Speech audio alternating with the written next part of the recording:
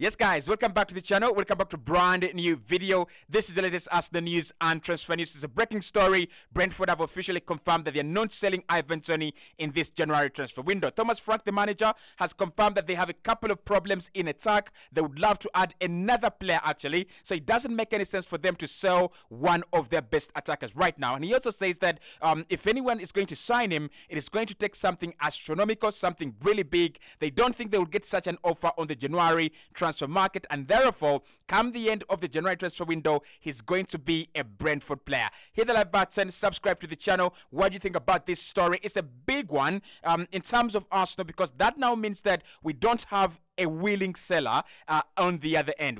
Toney wants to join Arsenal. Arsenal want to buy, but we don't have Brentford as a willing seller at the moment. Now, Arsenal have also written to the Premier League refereeing body, the PGMOL, and they've told them Saka needs more protection. Arsenal complaining that Saka is being really fouled very, very frequently. He's one of the most fouled players in the Premier League, and he's not getting enough protection from the referees and also from the whole officiation bodies, the VARs and everything. So, what do you think about Bukayo Saka? Do you think he deserves more protection? Do you think that his decline in form is coming from the fact that whenever he's on the ball, he's either going to get fouled or he's either going to be surrounded by a couple of players? Does he deserve more protection from the referees? Does he deserve more protection while on the pitch? I want your thoughts there. I want your opinions as well in the comment box below. Right, let's dive into it. Fabrizio Romano there with the big story confirming that Thomas Frank has said they will not be selling the big man Ivan Toney. So he says Thomas Frank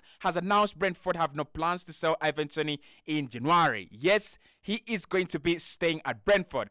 Thomas Frank also says that Brentford, that he is a Brentford player actually. I can't see why we sell him at the moment. I would love him to stay for a long, long time. He also says that it needs to be an unbelievable offer, so that is why he will be staying at Brentford. Now, the Athletic have written a piece around this, and they've actually given us a big reason why they think he will be staying at Brentford, despite the fact that Brentford want a lot of money, despite the fact that Thomas Frank actually likes him. The real reason as to why Brentford want him to stay, according to the Athletic, is Brentford think they will get more money in the summer rather than in January. So that is what I've been always talking about. It's better for them, for Brentford, to sell in the summer as compared to the January transfer window. So where do Arsenal turn from here? What do we do among all these situations? Amidst all this, what do Arsenal do and where do we get from here? That is what we will find out in this video. So the Athletic have said literally that Thomas Frank has said that Ivan Toney will remain at Brentford this season and won't be sold during the January transfer window. The 27-year-old is set to return to Brentford's squad for the next league match against Nottingham Forest on January 20th, following his 8-month suspension for betting offences. But the striker has been linked with a move away from the West London club, with 18 months remaining on his current deal. Toney has admirers from other Premier League sides, including Arsenal, and the Athletic previously have reported that Chelsea and Arsenal like the England international. However, Thomas Frank insists it would only take something unbelievable in terms of a pricing to get him away from Brentford. And he also says in case to whether Toney would remain at Brentford on come February, Thomas Frank said the short answer is yes. He is a Brentford player. He is here. Clearly, we miss a few offensive players. I can't see why we would sell him at the moment, and I would love to see him right here a long time. So that is Thomas Frank, the big boy, the manager at Brentford, confirming that the Ivan Toney will be staying at Brentford beyond January. So listen, it's not a lot. If you've watched the last video we've done on Ivan Toney on the channel yesterday, I wrote the whole truth about Ivan Toney. The player wants to join us, but what is the truth behind it? And I said, Brentford know, they are not stupid. They know the transfer market on strikers is crazy, purely crazy. So you either keep what you have or you lose it for pennies. And they've just decided we are not going to lose our players for pennies. We are actually going to keep him, and we will get some substantial amount of money later in the future.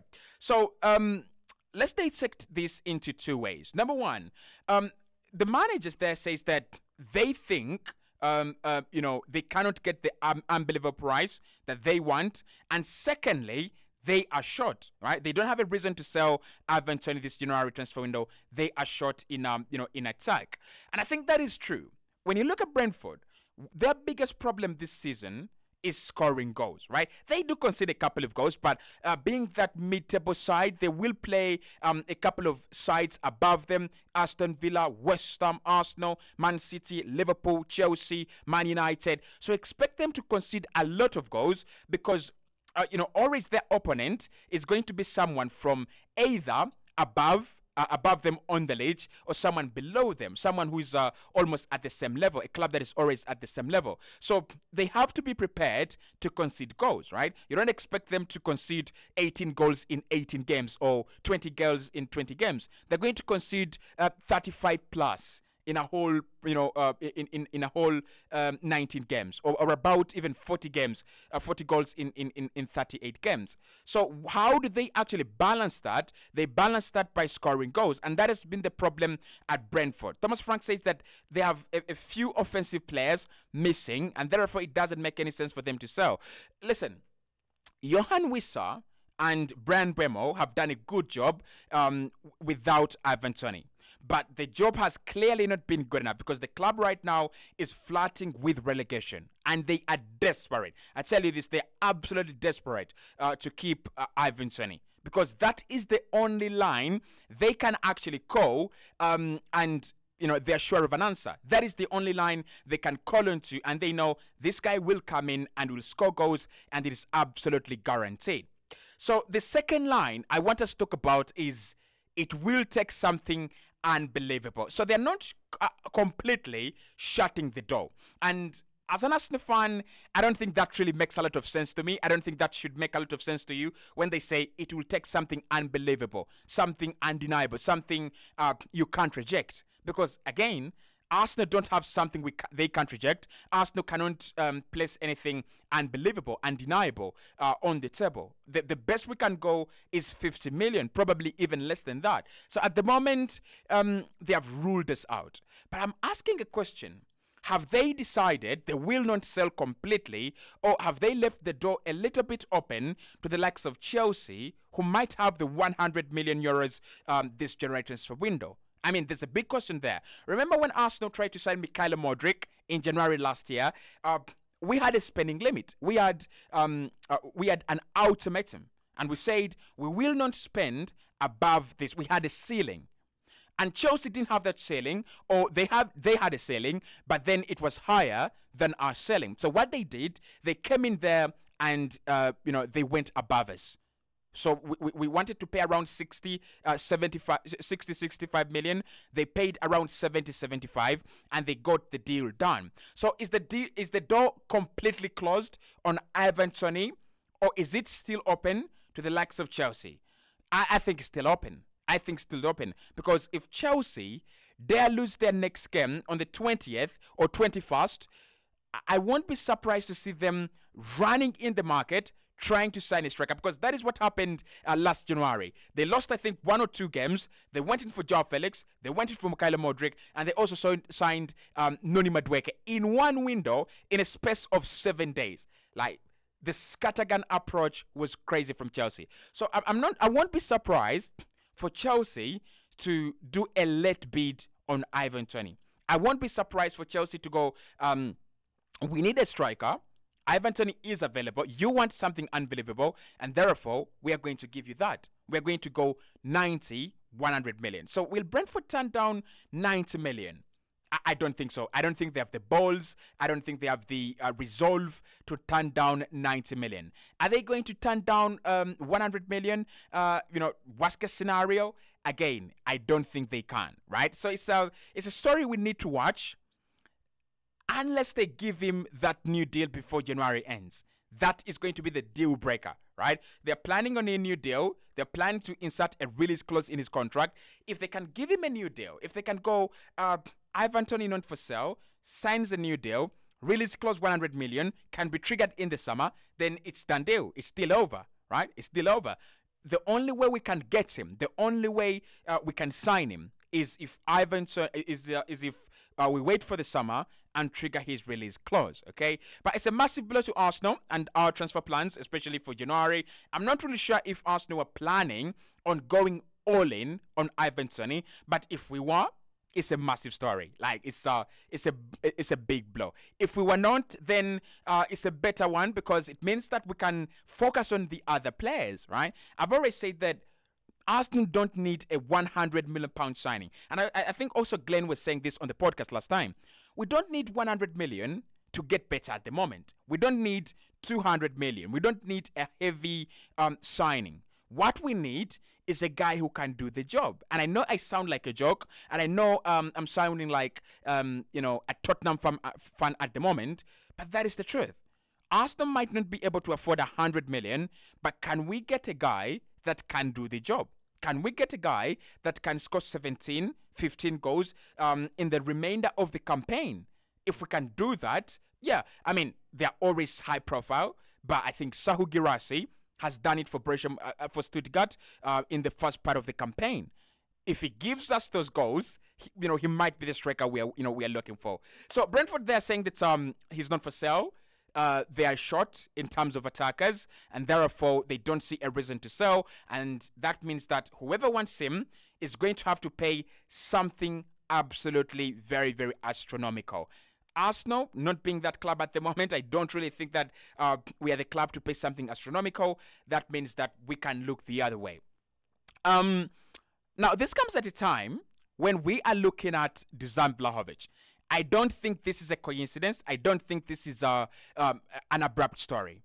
I think Arsenal have sounded out Brentford on the signing of Ivan Toney, and Brentford have probably gone, we would like to sell to you, our dear friends at Arsenal, but at the moment, right, we are also short. We have a couple of problems. So we cannot give you our lethal asset for you to go and get better as we get relegated.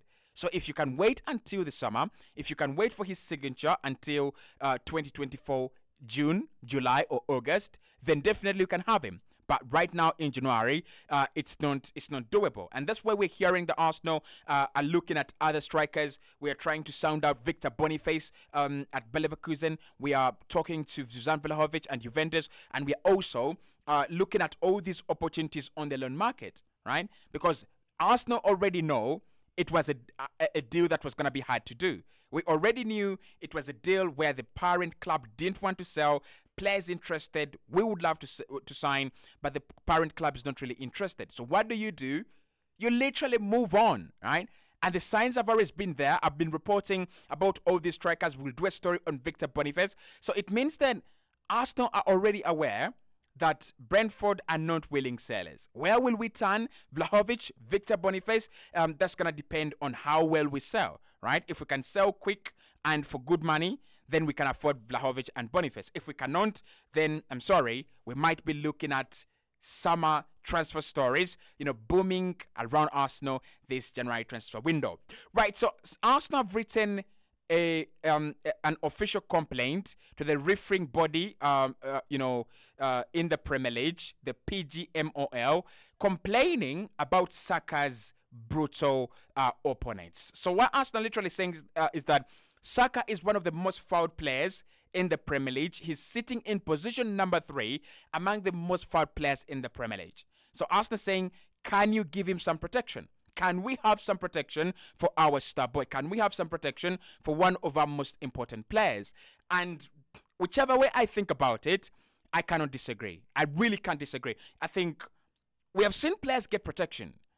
And so many players, have had longevity in their careers because they are protected. And Saka is not one guy that is a diver. He's not a diver. I don't think he fakes it. I don't think he's a player that we can all go, well, he dives a lot, therefore he doesn't deserve protection. He's not Richarlison.